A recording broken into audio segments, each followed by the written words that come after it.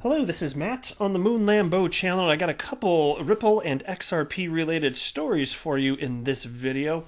I'll start with this one from Cointelegraph titled, "After Ripple Exec declares Bitcoin maximalism over, XRP price surges." So you'll have to tell me if you agree with this particular Ripple executive about Bitcoin maximalism being over. Maybe it's on the decline, but I'm not so sure it's completely gone, right? And then we've got this piece from the Daily Hodl titled "Ripple Partner Zago." Zago, I don't know how you say that. What the hell? Anytime there's an X in front, it's just like, how the hell do you say this? Is it supposed to be like a Z sound, I guess? I don't know. Anyway, Ripple Partner Zago, that's what I'm going with.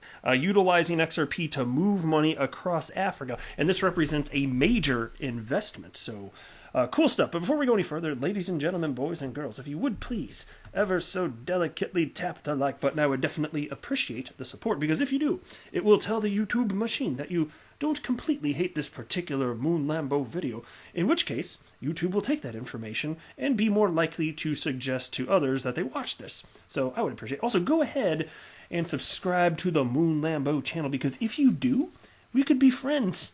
Maybe even best friends. I get so excited just thinking about the possibilities. All right, into this first piece now.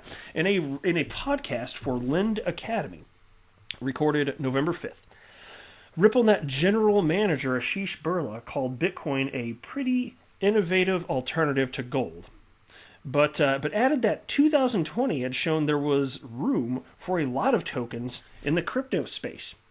Birla said that he believed Bitcoin had not gone after payments, and because different projects had different use cases, the coin's overwhelming dominance was no longer a certainty.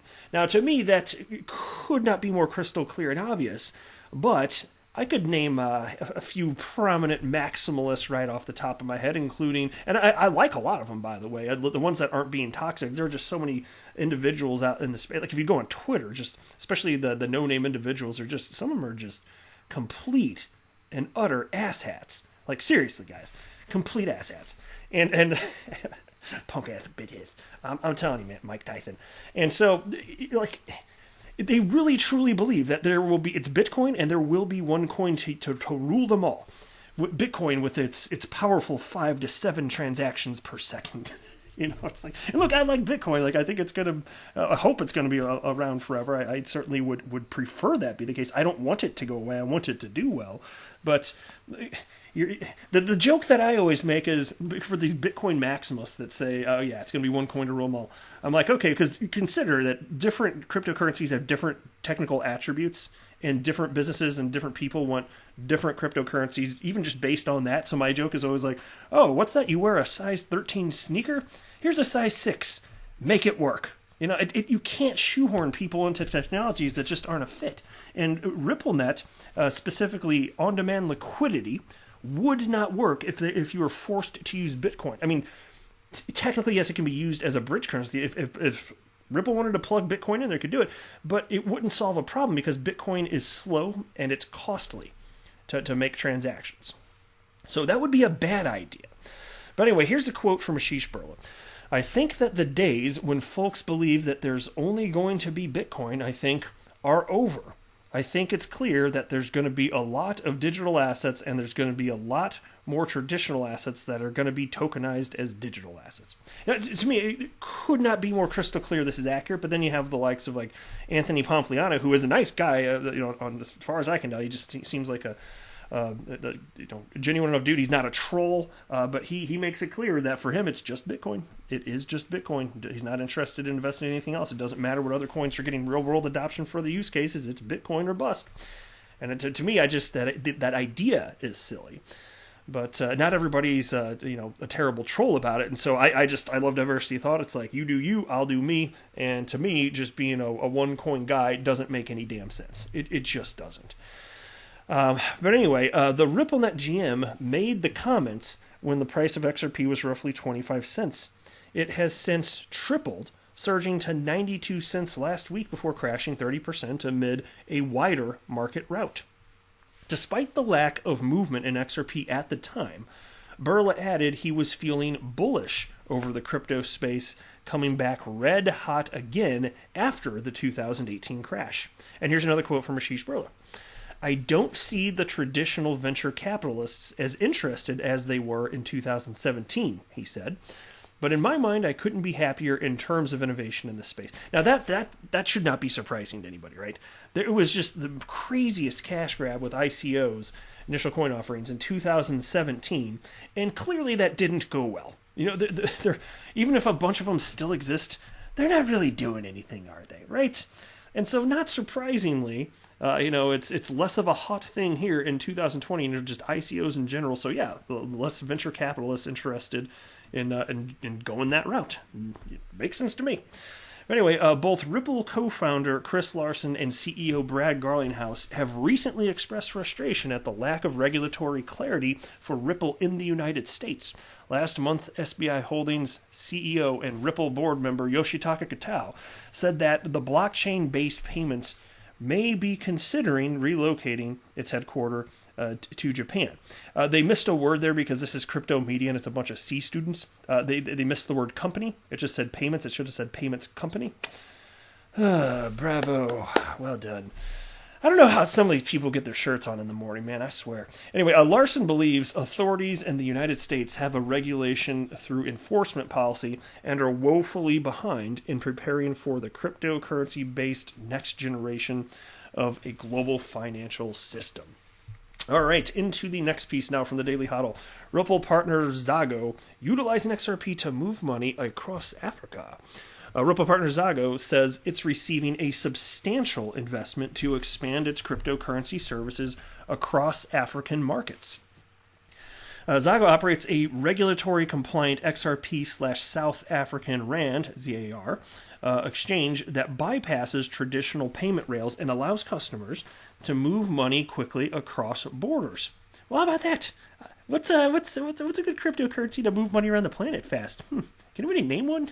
Was that XRP thing? The company announced this week that it's receiving an investment from Imvelo Ventures, a venture capital company founded by the South Africa-based Capitec Bank, and investment firm Empowerment Capital Investment Partners. Zago CEO Mark Churnside says the funding will help fuel the company's mission to lower the cost and boost the speed of remittances. Churnside tells MoneyWeb Crypto that his company is also working on closing deals with other exchanges around the world. And here's a quote. We have 25 global exchanges on the discussion point about accepting the integration with us to open up South Africa. We are working with the authorities on regulation around the space, and we are working with a couple of retail spaces to join the functionality down to the point of sale. Now, Jürgen Kuhnel, Chief Commercial Officer and co-founder of the exchange, says XRP is critical to the company's mission of making crypto function in the day-to-day payment space. And I love this. Check out this quote.